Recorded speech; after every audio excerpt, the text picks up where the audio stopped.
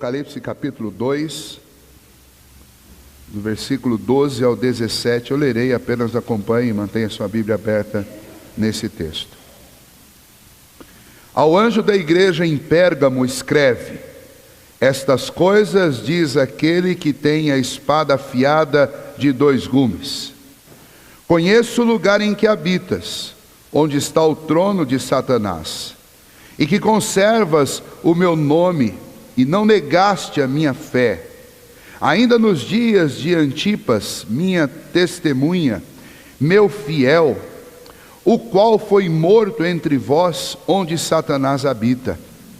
Tenho, todavia, contra ti algumas coisas, pois que tens aí os que sustentam a doutrina de Balaão, o qual ensinava a Balaque a armar ciladas diante dos filhos de Israel, para comerem coisas sacrificadas aos ídolos e praticarem a prostituição.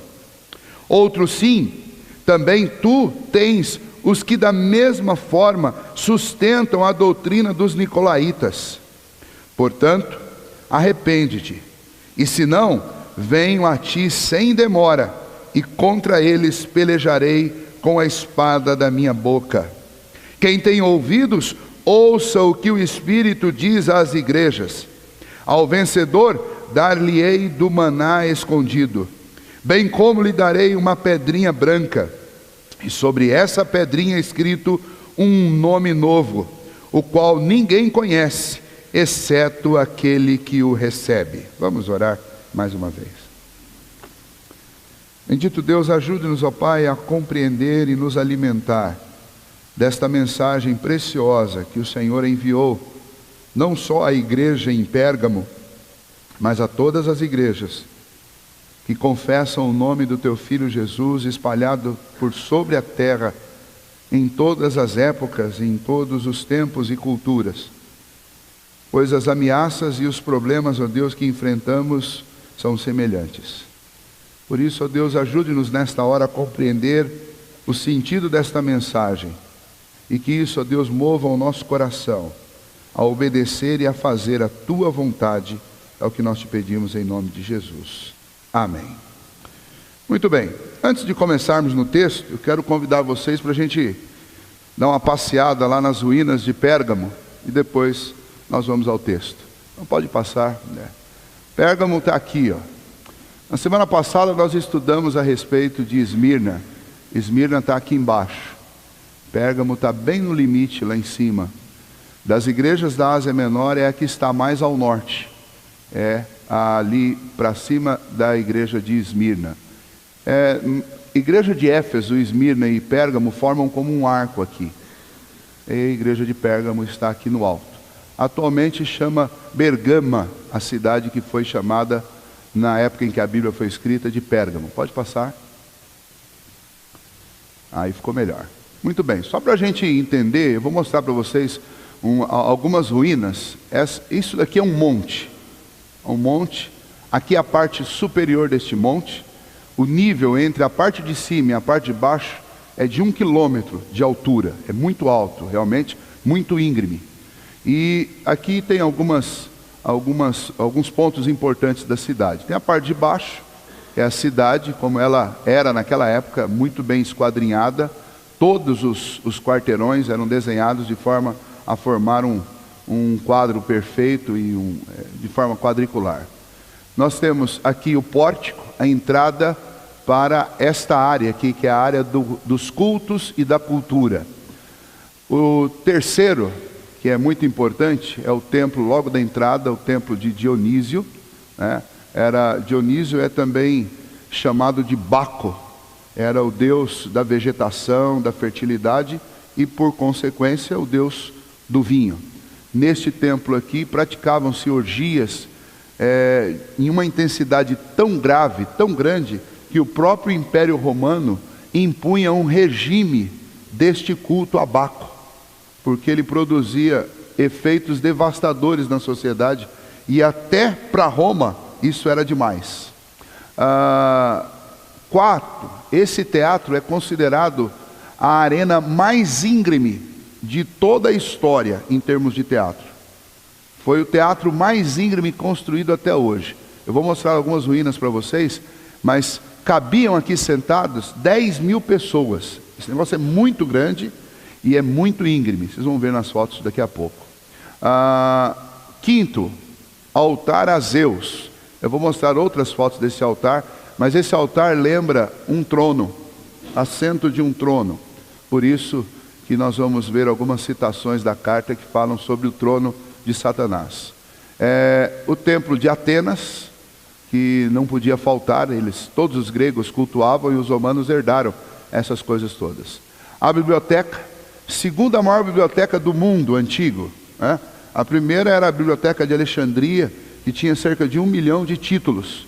Essa biblioteca era a segunda do mundo antigo, contendo 200.000 títulos. E depois você tem a biblioteca de Celso, que nós vimos lá da igreja de Éfeso, e continha naquela época cerca de 20.000 títulos, portanto 10% do que tinha aqui.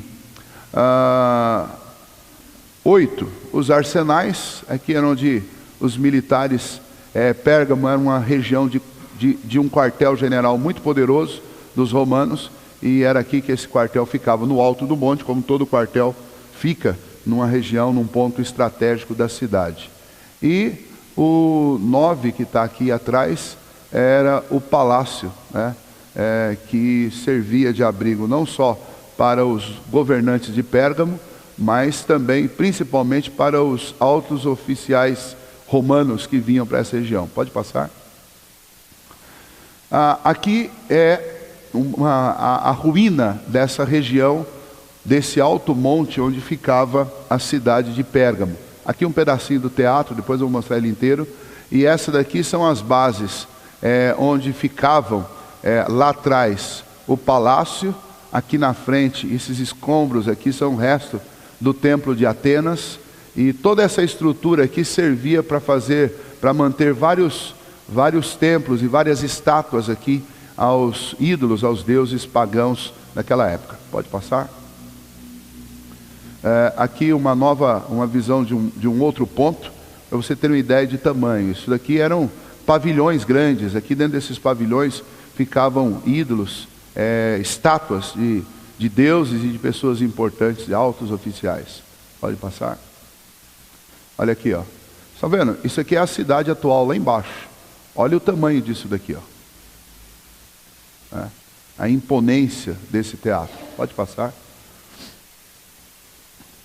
Olha aqui, você tem uma perspectiva melhor. Algumas pessoas visitando as ruínas desse teatro aberto. Pode passar? Aqui você vê de cima. Esse lago aqui é o lago formado por um rio famoso que corta. Pérgamo está a cerca de 30 quilômetros do mar Egeu. E o rio que forma esse grande lago, que tem uma represa atualmente, fornece energia para essa região, ele forma esse lago aqui atrás desse monte, que é o monte onde estavam esses templos. Mas veja novamente o impacto que este teatro causava na visão daqueles que enxergavam de longe. Pode passar? Aqui embaixo, a entrada daquele pórtico que eu falei para vocês, é aqui. Pode passar? Isso daqui é onde estava aquele templo que eu mostrei em forma de um trono, né? O templo a Zeus. Eu vou explicar por que aqui não tem ruína nenhuma, só ficaram essas pilastras aqui. Pode passar? Esse era o templo que ficava lá, em forma de um trono. Vejam que aqui embaixo você tem figuras de generais, figuras da história importante, os grandes líderes dos gregos e também de outras nações. Eles foram perpetuados aqui através dessas estátuas. Aqui embaixo histórias eram contadas de grandes feitos, todos os feitos que eram feitos em nome de Zeus. Esse templo era a Zeus, construído pelos gregos. O que aconteceu com esse templo? Esse era uma das relíquias antigas mais bem preservadas, até o século XX. Os alemães levaram esse templo aqui, as ruínas desse templo, para Berlim. e colocaram dentro de um museu, para que ele não fosse destruído com o tempo. Mas eles fizeram isso exatamente naquela época em que eles se achavam a grande nata do mundo, na época da Segunda Guerra. Eles fizeram isso, e hoje acabou servindo para o bem, porque isso daqui ficou preservado. Isso aqui é uma relíquia histórica, é um dado histórico. Pode passar o próximo slide, tem uma foto dele hoje.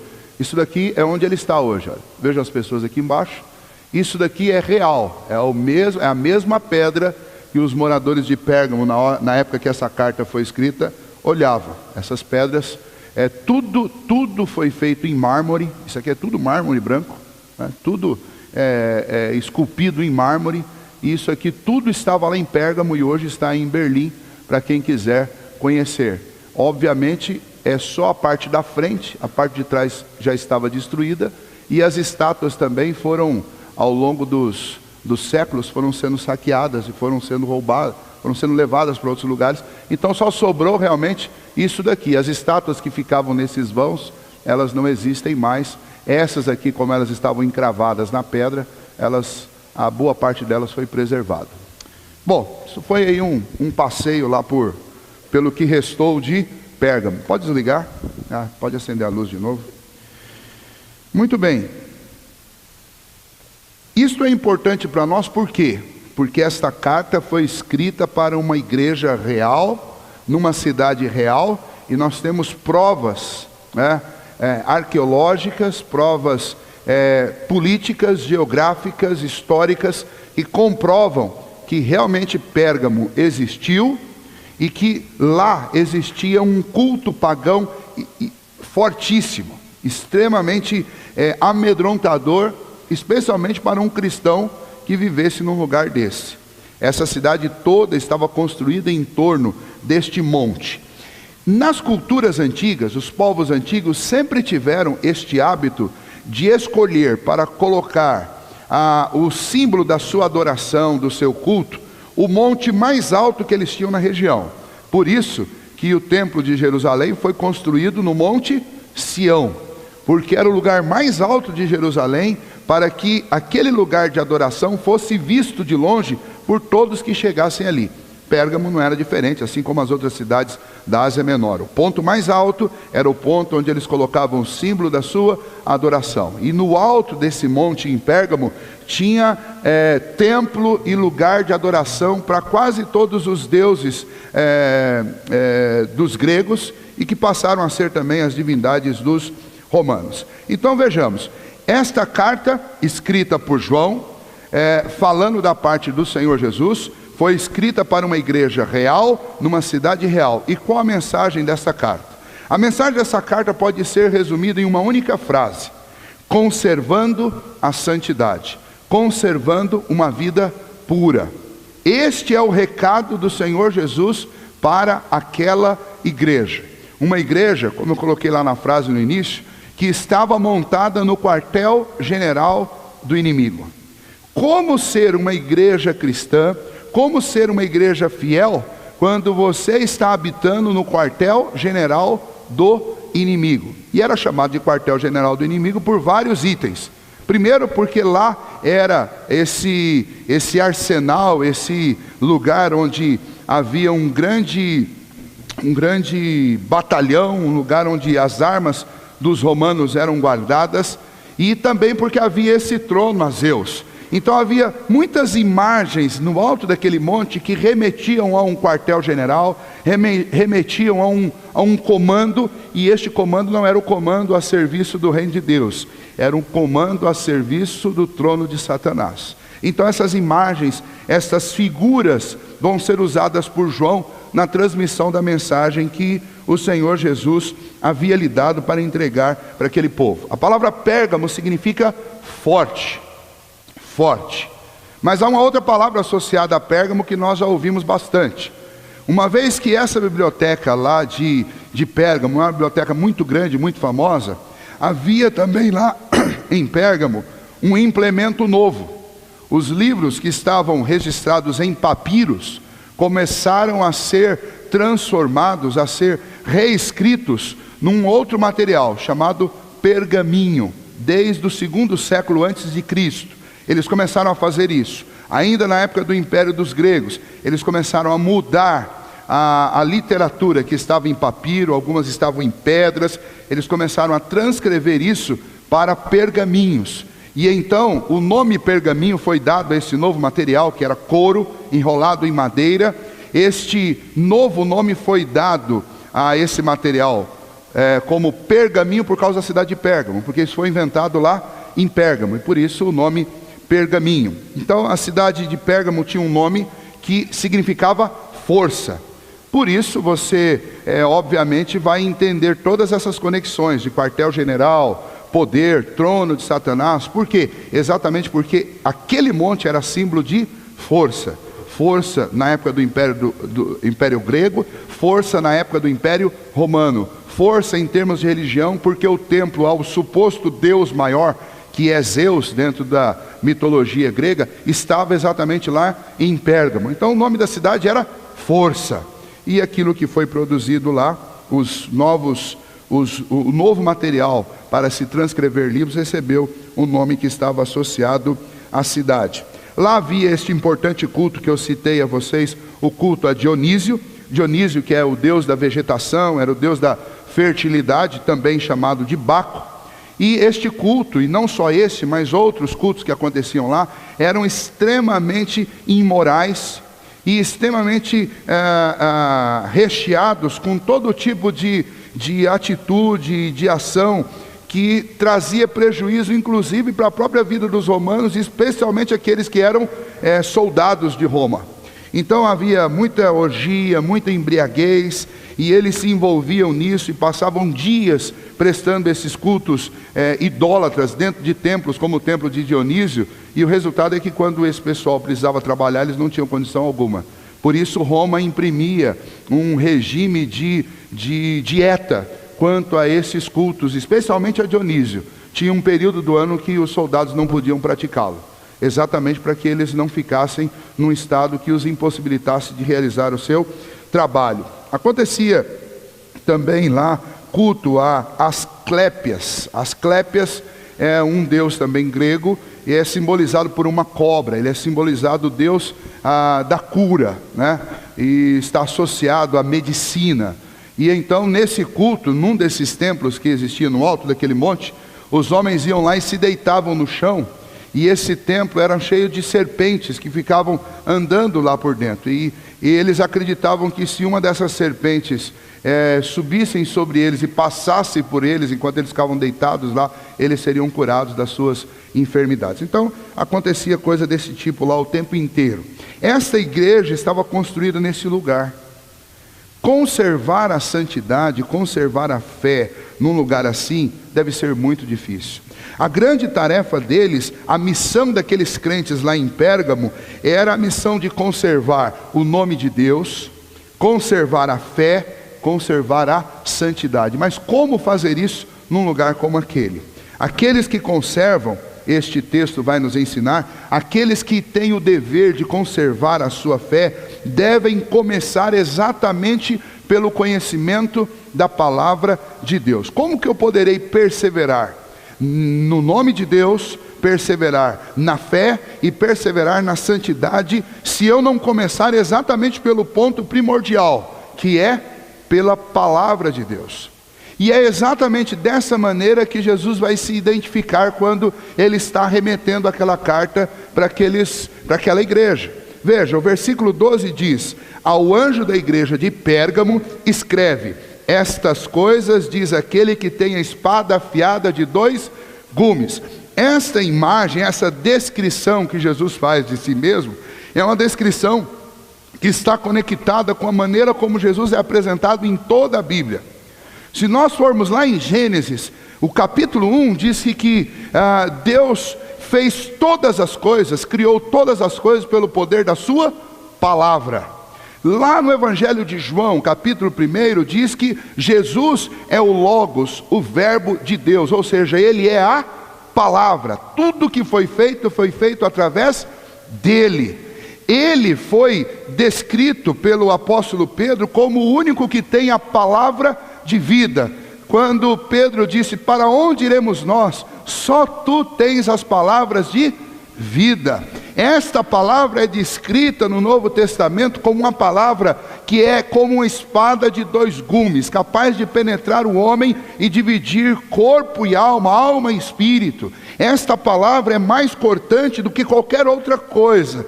E então, Jesus se descreve àquela igreja como sendo aquele que tem a espada afiada de dois gumes, ou seja, aquele que tem a palavra. O que aquela igreja precisava para conservar firme a sua fé, morando no quartel-general de Satanás, era exatamente manter a palavra. Esse é o ponto de partida para qualquer igreja. As nossas igrejas hoje não são diferentes da igreja de Pérgamo. Nós estamos vivendo num mundo que é um mundo que faz oposição direta a Deus. A nossa sociedade, a nossa cultura, ela faz oposição a Deus. E então, esta maneira como Jesus se identifica para a igreja de Pérgamo e para nós também, é exatamente a primeira informação que nós temos a respeito de como nós podemos resistir às grandes ciladas, insinuações e tentações de Satanás através deste mundo. A igreja precisa da palavra de Deus, a igreja precisa se alimentar da palavra de Deus. Essa espada precisa não só estar dentro de nós, mas ela precisa estar nos nossos lábios. Eu preciso das palavras do Senhor Jesus. Nós somos o povo da palavra de Deus. Eu não sei se vocês sabem, mas houve um tempo aqui no nosso país que presbiterianos eram chamados de homens ou de crentes Bíblia. Sabe por quê? Porque nós tínhamos um conhecimento profundo da palavra de Deus. E esses tempos foram tempos áureos da nossa igreja.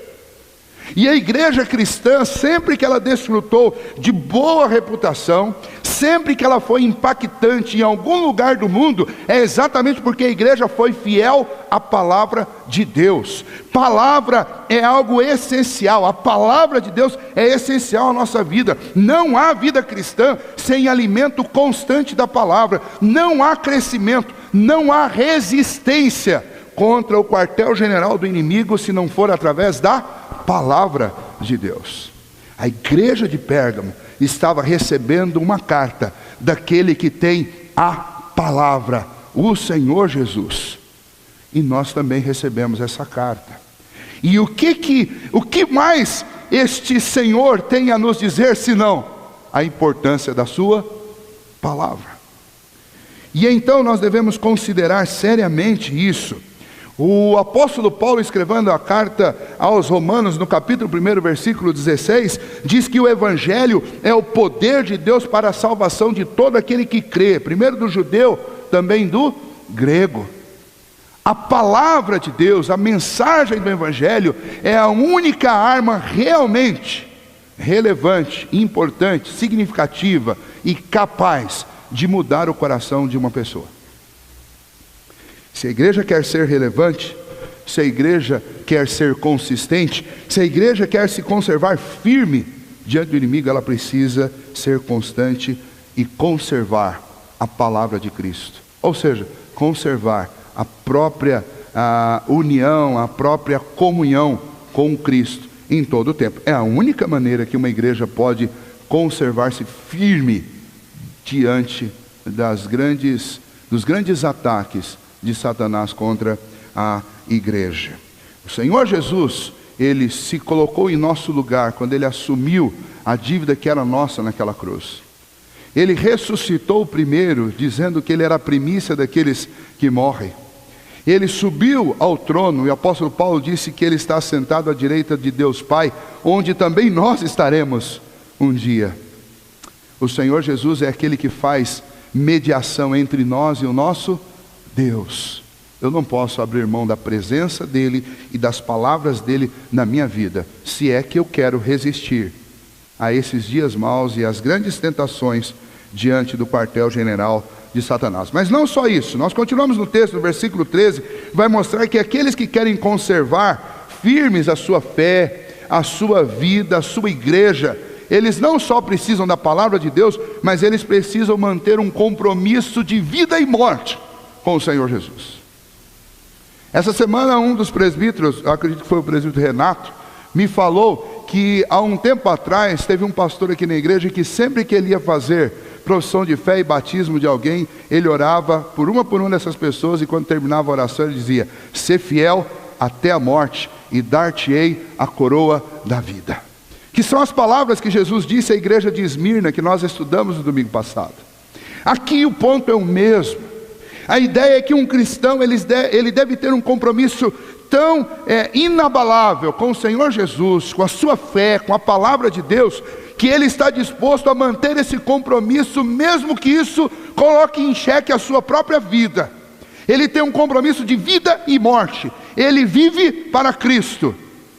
E se isso exigir que ele morre para Cristo. É um compromisso de vida e morte. O versículo 13 diz: conheço o lugar em que habitas, onde está o trono de Satanás, e que conservas o meu nome e não negastes a minha fé, ainda nos dias de Antipas, minha testemunha, meu fiel, o qual foi morto entre vós, onde Satanás habita. Nós não temos nenhuma outra citação de Antipas em toda a Bíblia. Então nós não sabemos quem é esse desconhecido, que não é anônimo, que tem um nome, mas nós não sabemos mais nada sobre ele, a não ser que ele foi uma fiel testemunha, que ele foi morto por causa da sua fé, e o local onde ele foi morto foi onde está o trono de Satanás. Possivelmente ele tenha sido de forma exemplar morto pelo Império Romano lá no templo, lá no trono de Zeus, do culto pagão, para mostrar que ele não deveria e que outros não deveriam seguir a mesma fé que ele estava seguindo. Isso simboliza o quê? Simboliza que aquela igreja de Pérgamo tinha cristãos lá que tinham um compromisso de vida e morte com o Senhor Jesus. Eles estavam dispostos a viver por Cristo e também a morrer por Cristo, se isso fosse necessário. É duro falarmos sobre isso no nosso contexto atual, porque nós não vivemos debaixo de ameaças de morte. Pelo menos agora. A igreja cristã já passou por isso, e a palavra de Deus nos garante que isso vai voltar a acontecer. Mas o nosso momento não é um momento assim. Então é difícil imaginar essas coisas, mas elas são reais. Elas já aconteceram e elas voltarão a acontecer. Agora, o fato é que, embora elas não estejam acontecendo nesse momento, o meu compromisso com Deus não pode ser diferente daquele compromisso que eles tinham. Mas a grande realidade que nós vivemos hoje é que o nosso compromisso hoje é com o eu. É eu primeiro, é a minha vontade primeiro, é o meu conforto primeiro. As coisas que nós apresentamos diante de Deus nas nossas orações são apenas um discurso do eu. Senhor, eu preciso disso. Senhor, eu quero aquilo. Senhor, me ajuda nisso. Senhor, é tudo eu, meu, minha, nosso, nossa. É só assim. Nós não estamos comprometidos realmente com Cristo, um compromisso de vida e morte. Nós estamos comprometidos com as nossas coisas, com os nossos sonhos, com os nossos projetos, com os nossos negócios. E nós queremos que Deus fique como um serviçal nosso, atendendo às nossas necessidades o tempo inteiro. A pergunta é: será que quando essas coisas todas deixarem de ser importantes, e o último tesouro que nos restar for o nome do Senhor Jesus, será que nós vamos resistir? Como Antipas resistiu? Nós vivemos nesse mundo. Esse mundo não é diferente do mundo do primeiro século da era cristã. É o mesmo mundo. Os personagens são os mesmos. Os poderes são os mesmos. Nós estamos vivendo uma aparente trégua momentânea, mas mais cedo ou mais tarde nós seremos colocados contra a parede, como Antipas foi. E a questão é: como que nós reagiremos? O mundo odeia você? O mundo te expele? O mundo te persegue? O mundo discorda de você? Mais cedo ou mais tarde isso vai acontecer. E quando isso acontecer, nós vamos reagir de acordo com aquilo que nós amamos mais. Se nós amamos mais o nosso conforto, as nossas coisas, o nosso próprio pescoço do que a Cristo, quando formos colocados contra a parede, nós negaremos Cristo para ficarmos com as nossas coisas.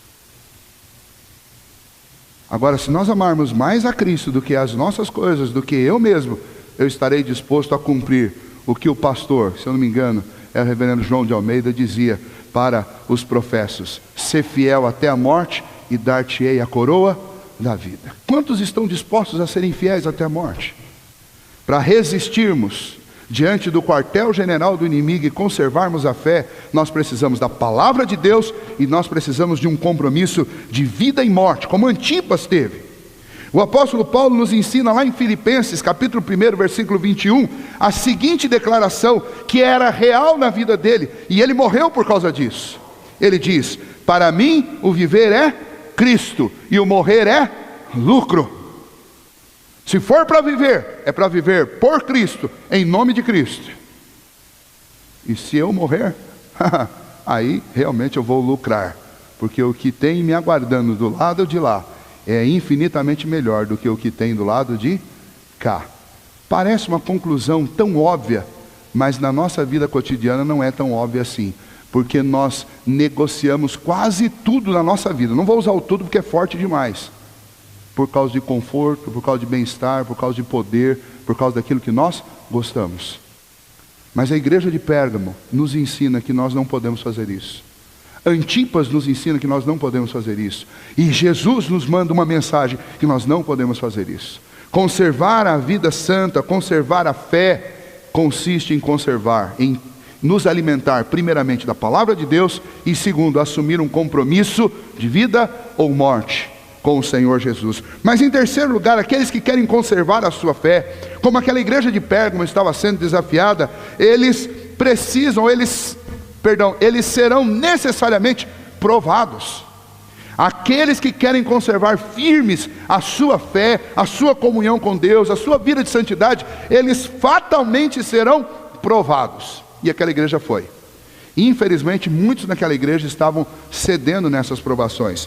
Se você observar, a partir do versículo 14, o 14 e o 15, você vai encontrar o seguinte: tenho todavia contra ti algumas coisas, pois que tens aí os que sustentam a doutrina de Balaão, o qual ensinava a Balaque a armar ciladas diante dos filhos de Israel, para comerem coisas sacrificadas aos ídolos e praticarem a prostituição. Outros sim, também tu tens aí os que da mesma forma sustentam a doutrina dos nicolaítas. Bom, vamos lá. Eu disse para vocês na semana passada que eu ia voltar nessa questão dos nicolaítas para explicar o que é isso. Então, são dois grupos. Primeiro, esse grupo que são aqueles que praticam as doutrinas de Balaão. Quem era Balaão? Balaão era um profeta, não era do povo de Israel. O período é o período da peregrinação do Egito para a terra prometida. Nesse período, existia nas outras nações os profetas profissionais. Eles eram pessoas que faziam adivinhações, e eles eram mentirosos. E especialmente esse Balaão aqui, ele profetizava aquilo que pagavam para ele profetizar. Ele era um profeta profissional e mentiroso. Ele era da Mesopotâmia, o atual Iraque moderno, e ele foi contratado por Balaque. Por ser um profeta itinerante, um profeta de aluguel, o negócio dele era dinheiro, e quem pagasse para ele, ele prestava o serviço. Então ele foi contratado por Balaque. Balaque era um rei estrangeiro, também não era um rei de Israel, não era do povo hebreu, era um rei estrangeiro. E Balaque, que era um rei em Moabe, ele tinha um plano. O plano dele era o seguinte: o plano dele era proferir uma profecia contra aquele povo que vinha caminhando lá do Egito e fatalmente ia possuir as terras de Canaã, e aquela região da Mesopotâmia seria fortemente influenciada. Ele já tinha visto isso por causa daquilo que eles sabiam do que Deus estava fazendo com o povo. E então ele pensa o seguinte: se eu arrumar um profeta que profetize e diga coisas contra Israel, isso pode amedrontá-los, isso pode fortalecer a opinião dos estrangeiros a respeito desse povo, acabar com o medo que o povo tem de Israel, e aí nós, quem sabe, possamos vencê-los, resistir a eles. O problema, sabe o que acontece? É que Balaão não conseguiu fazer isso. Eu não sei quantos aqui assistiram um filme, é um filme já meio antigo, chamado O Mentiroso. Nesse filme, o artista principal é um advogado que mente o tempo inteiro, um mentiroso. E o filho dele, no aniversário dele, faz um pedido, né? E ele pede que o pai dele fique sem contar mentira. Acho que por um dia, ou por algum tempo lá, ele não podia falar nenhuma mentira. porque o pai tinha prometido que ia levá-lo em tal lugar e não levou, e o pai sempre fazia isso.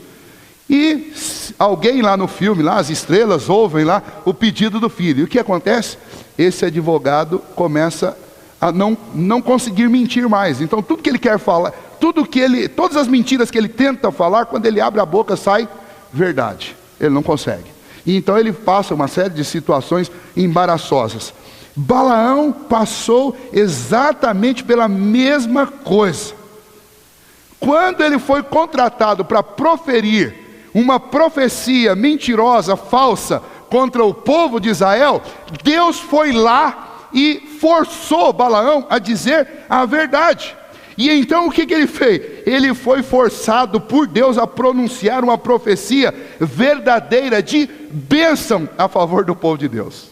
Ele não conseguiu. Ele abriu a boca para amaldiçoar e saiu uma bênção em favor do povo. Bom, quando ele viu que não dava para falar mentiras contra Deus e contra o povo de Deus, Balaão teve um outro plano. Balaão foi lá e disse para Balaque o seguinte: olha, como não dá para falar mentiras contra esse Deus e contra o povo dele, então vamos fazer um negócio diferente. Vamos pegar comidas, porque eles estão comendo a mesma comida dia e noite, sempre a mesma. Nós vamos pegar comidas oferecidas aos nossos deuses e vamos colocar diante deles para que eles comam. Nós vamos contratar prostitutas para pegar esse povo quando eles estão voltando de alguma campanha, de alguma viagem, e nós vamos colocar a favor deles. E essas prostitutas vão seduzi-los, e eles vão cair. E quando eles caírem, o Deus deles vai ficar aborrecido com eles. Essa é a nossa oportunidade de vencê-los. E adivinha o que aconteceu com a estratégia? Deu certo. Infelizmente, deu certo. E então todas as vezes que acontecia isso com o povo de Deus, ou que acontecia isso com uma igreja, se diz que essa igreja é uma igreja que está cedendo às doutrinas de Balaão. Qual que é a doutrina de Balaão? Vencer através da secularização da igreja. Você vai lá e mina as estruturas, você vai lá e contamina, é contaminação. Esse é o modelo, essa é a doutrina de Balaão, é vencer pela contaminação, não pelo enfrentamento. Os nicolaítas, por sua vez, eram um modelo diferente. Os nicolaítas provavelmente eram seguidores de Nicolau. Nicolau só existe um no Novo Testamento. Um dos diáconos que foram eleitos lá no início do livro de Atos. A grande maioria dos comentaristas das Escrituras concordam que este Nicolau, ele se apostatou da fé. Se apostatou da fé, mas não foi uma apostasia de objeção à fé cristã. Ele criou uma coisa semelhante ao cristianismo, mas não era cristianismo. Então ele criou o seguinte, ele falou: olha, uma vez que você é um crente, tudo que antes era pecado não é mais. Então, uma vez que você foi convertido, as coisas todas são lícitas para você. Você pode fazer de tudo. Isso não é problema. Você não precisa cumprir mais a lei. Você não precisa ter cuidado com os mandamentos. Você simplesmente deve viver com toda a tranquilidade, com toda a paz, com toda a liberdade, porque você agora é um filho de Deus. Não tem nada proibido para você. E então, às custas desse entendimento, eles praticavam todo tipo de orgia sexual no próprio culto e na vida particular deles. Eles se embebedavam, eles se viciavam em tudo enquanto é coisa. Eles viviam na licenciosidade, mas eles viviam entregues, porque eles entendiam que eles tinham que aproveitar esse mundo, porque agora, sem pecado, tudo para eles era muito bom e eles deviam aproveitar o máximo que eles conseguissem. O Senhor Jesus manda uma carta para aquela igreja e diz assim: eu tenho uma coisa contra vocês. Vocês estão tolerando aí no meio de vocês aqueles que seguem as doutrinas de Balaão e aqueles que seguem as doutrinas dos nicolaítas. Uma coisa muito semelhante à outra, muito parecida. As duas envolvem o mesmo aspecto. As duas envolvem concessão ao mundo, envolvimento com o mundo, abandono à fidelidade ao compromisso até a morte. As duas envolvem um amoldar, um secularizar, um envolvimento nocivo com as práticas que são mundanas, que são próprias daqueles que têm um coração absolutamente entregue às questões do mundo. E então, como que eu vou conservar a minha fé? Como que eu vou conservar uma vida santa quando eu estou sendo provado? E quando eu estou convivendo com a doutrina de Balaão e a doutrina dos nicolaítas? Gente, isso é real nos nossos dias. A perseguição de vida ou morte acabou, mas a perseguição dos que seguem as doutrinas de Balaão e dos que servem as doutrinas do Nicolau, os nicolaítas, esta perseguição existe, ela é real hoje. A tática de Satanás mudou. É como Balaão, que não podia falar mentiras contra o povo de Deus. Então, já que a gente não pode falar mentiras contra eles, vamos enfiar mentiras no meio deles. Vamos fazê-los pecar. Vamos fazê-los se envolver com coisas ruins. E isso vai descaracterizar, vai roubar a identidade do povo de Deus. Vai entristecer Deus. E é exatamente o que o inimigo tem feito com a igreja hoje. A secularização vai entrando. Você não precisa ser um crente radical. Você deve ser alguém mais light. Você deve ser alguém mais próximo. Você deve ser alguém mais acessível. Então, não seja radical nisso. Você não tem que ser um crente fanático. E aí as concessões vão acontecendo. E nós vamos sendo cozidos em banho-maria. Como é que eu lido com isso? Tem algumas dicas importantes que nós poderíamos pensar. Primeiro, você deve atender alguns princípios que vão funcionar como um antibiótico contra os seguidores de Balaão e contra os nicolaítas. Primeiro princípio, o princípio da escolha anterior. Comprometimento é frequentemente resultado de uma falta de compromisso. Quando você não tem compromisso, você se compromete com tudo. Mas quando você tem um compromisso, você fala, eu não posso me comprometer com você, que eu já tenho um compromisso. O princípio do compromisso anterior. Qual é o seu compromisso? O nosso compromisso é com Cristo? Eu não posso me comprometer com nenhuma doutrina estranha. Eu não posso me comprometer com seguidores de Balaão. Eu não posso me comprometer com seguidores dos nicolaítas. Eu não posso me comprometer com as coisas desse mundo, porque eu já estou comprometido com Cristo.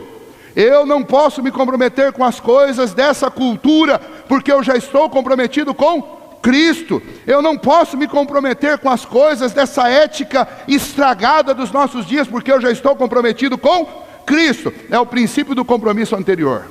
Segundo, o princípio da confiança. Você não precisa se desculpar por ser um cristão e por não adotar os padrões do mundo. Muito pelo contrário.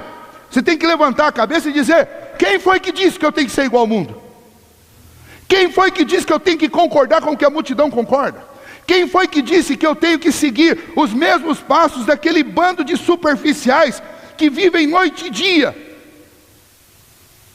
copiando e publicando, copiando e publicando, copiando e publicando, todo tipo de tolice que essa cultura superficialista adora publicar, inclusive em redes sociais. Eu não tenho que ser um replicador. Eu tenho que ser alguém autêntico. Autêntico por quê? Porque eu tenho confiança em Cristo Jesus. Eu tenho confiança na sua palavra. Eu tenho confiança na fé que é dom de Deus. Eu tenho confiança de que eu estou na verdade. Então eu não tenho que viver por aí acendendo uma vela para Deus e outra para vocês sabem quem. Só por garantia. Terceiro princípio é o princípio da convicção, que nós falamos bastante no domingo passado. Se eu tenho convicção da verdade, então eu não tenho que andar por aí fletando com outras formas de viver, porque eu sei que eu estou fazendo aquilo que é verdadeiro, que é puro e que é necessário. Quarto princípio, o princípio da acomodação. E esse princípio aqui é terrível, cuidado. O que nos leva a fazer concessões são as acomodações. Eu me acomodo a uma coisa aqui, e daí já fica mais fácil eu dar um outro passo para frente. E me acomodo um pouquinho para frente, e me acomodo um pouquinho para frente, e isso vai acontecendo. Os casados sabem o que é isso. Toda noite a gente passa por isso. Sempre tem um que vai empurrando você para o outro lado da cama, ou puxando sua coberta. Puxa um pouquinho, puxa mais um pouquinho, puxa mais um pouquinho, e quando você vê, você está passando frio, porque alguém te roubou a coberta. Acomodação é isso. E sempre vai ficando mais fácil. Cada vez que eu dou um passo, fica mais fácil dar o passo seguinte. É igual mentira. Você mente uma vez é difícil. Na segunda já não vai ser tão difícil assim. Na terceira muito menos. Na quarta muito menos. Traição, a mesma coisa. Roubar, a mesma coisa. O cara rouba hoje uma bala, amanhã ele rouba uma caixa de chocolate, e amanhã ou depois ele rouba R$1, R$2, e aí a coisa, quanto mais ele vai se acomodando naquela situação, pior vai ficando. A doutrina daqueles que seguiam a Balaão e a doutrina dos nicolaítas é exatamente isso. Você leva o cara a fazer uma concessão hoje, amanhã ele vai fazer 2, depois de amanhã ele vai fazer 3, depois de amanhã ele vai fazer 4, e quando você menos perceber, ele não tem mais nada de crente. Ele não é mais um cristão. Ele se descaracterizou completamente. Então cuidado, se vocês querem conservar firmes a sua fé, a sua santidade, o compromisso que nós temos com Deus, nós precisamos de palavra, precisamos da palavra, precisamos de um compromisso de vida e morte, precisamos nos manter firmes diante das tentações, porque nós seremos tentados. Nós vamos ser tentados. E em quarto lugar, se você quer conservar firme a sua fé, esses princípios, você deve lembrar que há uma ameaça contra. E então o Senhor Jesus diz, portanto, versículo 16, arrependa-te, se não venho a ti sem demora, e contra eles pelejarei com a espada da minha boca. O que o Senhor Jesus está dizendo? Se arrependa, porque se você não se arrepender, eu irei contra você. Eu irei com a minha palavra. É interessante isso. O Senhor nos destruirá com a sua palavra. Qual é a arma de Deus contra nós? Contra nossos enganos, contra nossos erros? É a palavra dele. Esta é a arma do Senhor contra nós. E por último, ao considerarmos essas questões, vamos ver os resultados de quem conserva firme a sua fé em Cristo Jesus. Qual é o resultado? Qual o resultado disso tudo? O resultado é maravilhoso. Os resultados são fantásticos. O Senhor Jesus fala para nós, versículo 17, sobre 3 coisas importantes. Veja, quem tem ouvidos, ouça o que o Espírito diz às igrejas. Ao vencedor, dar-lhe-ei do maná escondido, bem como lhe darei uma pedrinha branca, e sobre essa pedrinha escrito um nome novo, o qual ninguém conhece, exceto aquele que o recebe. Ao vencedor, dar-lhe-ei do maná escondido. Os judeus, eles guardavam dentro da Arca da Aliança, lá no Antigo Testamento, uma panela, um recipiente. E dentro desse recipiente havia um pedaço daquele maná com o qual Deus alimentou o povo durante 40 anos no deserto. Um pedaço desse maná foi guardado ali. Esta arca que foi escondida, e esse maná também, os judeus acreditavam que quando o Messias voltasse, ele alimentaria pelos séculos dos séculos o seu povo com o maná que foi escondido naquela arca. Então os judeus aguardavam por isso, eles pensavam nisso, eles acreditavam nisso, e aquela igreja também pensava nisso, acreditava nisso. A interpretação não era melhor, mas o símbolo estava correto. O maná é um tipo de Cristo. Ele é o grande alimento para todas as nações pelos séculos dos séculos. Cristo é o verdadeiro pão da vida. Ele é aquele que dá vida e que sustenta as pessoas. E então o que Jesus está dizendo para aquela igreja é que aqueles que conservarem firmes a sua fé, eles se alimentarão de Cristo, e Cristo será a satisfação deles pelos séculos dos séculos. Aqueles que mantiverem firme a sua confissão, mesmo habitando diante do trono de Satanás, mesmo habitando diante do quartel-general do inimigo, estes que forem fiéis até a morte, eles vão ter o privilégio de se alimentar de Cristo por toda a eternidade. Uma segunda promessa é que o Senhor daria para eles uma pedrinha branca com um nome novo. São 2 coisas. Bom, pedrinha branca, naquela cultura antiga, e eles aprenderam isso dos gregos, tinha 2 significados especiais. Um era significado de inocência. Então, em muitos julgamentos, Às vezes as pessoas não tinham certeza a respeito de inocência ou de culpa. Então eles pegavam um saquinho, e nesse saquinho tinham pedras pretas e pedras brancas. E essa pessoa ia lá e tirava uma pedrinha lá de dentro. Se a pedrinha fosse preta, significava culpado. Se a pedrinha fosse branca, significava inocente. Os juízes,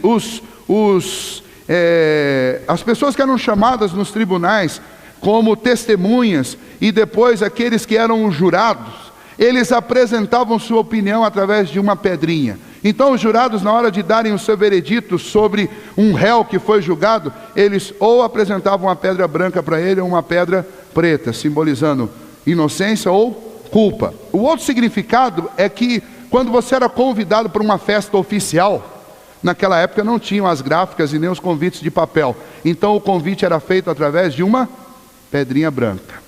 Vai ter um jantar no Palácio Real no próximo domingo. Quem vai participar? Aqueles que receberam uma pedrinha branca. Então quando Jesus disse, ao vencedor eu vou dar a comer do maná escondido e eu vou dar uma pedrinha branca. Sabe o que significa? Inocência, ou justificado, melhor dizendo. Justificado. Você não tem mais dívida nenhuma para ser paga. Segundo, significa você vai entrar nas bodas do Cordeiro. Você vai entrar na vida celestial. Você vai fazer parte desse grupo que vai viver para sempre. Aí tem o nome novo. O nome novo é algo ainda maravilhoso. Significa o quê? Significa que o conhecimento, o relacionamento de Cristo com você nunca foi e nunca será por meio de uma coletividade. Cristo se relaciona conosco no particular, é individual. Cristo te conhece, conhece o seu nome, e Ele tem um tratamento tão íntimo com você, que Ele vai te dar um nome que é o nome dele e seu. Eu tenho um apelido carinhoso, que só foi usado comigo por minha irmã e por minha mãe. Eu não conto para ninguém, porque é um nome só meu e delas. Não é bonito, não pense que é bonito, mas é só nosso. E eu confesso para vocês, de vez em quando eu sinto saudade de ouvir aquela vozinha dizendo esse nome, porque para elas o meu nome é outro. O meu nome é esse nominho, esse apelido pequenininho, que vocês ficaram curiosos, mas não vão saber, porque isso tem a ver com um tratamento íntimo e pessoal. É só meu e delas. Se mais alguém falar para mim, eu vou considerar ofensivo, uma brincadeira de mau gosto. Mas quando eu ouço a minha irmã, a minha mãe falando essa palavra, eu me sinto novamente dentro daquela casa onde eu vivi com elas. Porque é símbolo de intimidade. É isso que significa o nome novo da pedrinha. É símbolo do seu relacionamento com Cristo. É o nome que Jesus te chama. É o nome pelo qual Jesus te conhece. É só seu e de Cristo. Olha quanta coisa extraordinária e maravilhosa Jesus promete para aqueles que conservam firmes a sua fé, mesmo vivendo no quartel general do inimigo. Quem tem ouvidos, ouça o que o Espírito do Senhor diz às igrejas. Os nossos dias são maus. Os seguidores de Balaão estão por aí. Os nicolaítas também. Conserve firme a sua fé. Palavra, compromisso de vida e morte. Tenha todo o cuidado, porque você será tentado, mas no meio da tentação, lembra do compromisso primeiro, lembra que você deve ter convicção, lembra da sua responsabilidade como filho de Deus, lembra a respeito da sua comunhão com Deus, da sua confiança que foi posta em Deus. Você não tem que ter medo de nada. E lembra que há uma ameaça contra aqueles que não obedecem e que não se mantêm fiéis. O próprio Senhor Jesus vai cuidar de pelejar contra eles. Não sejam desses. Amém?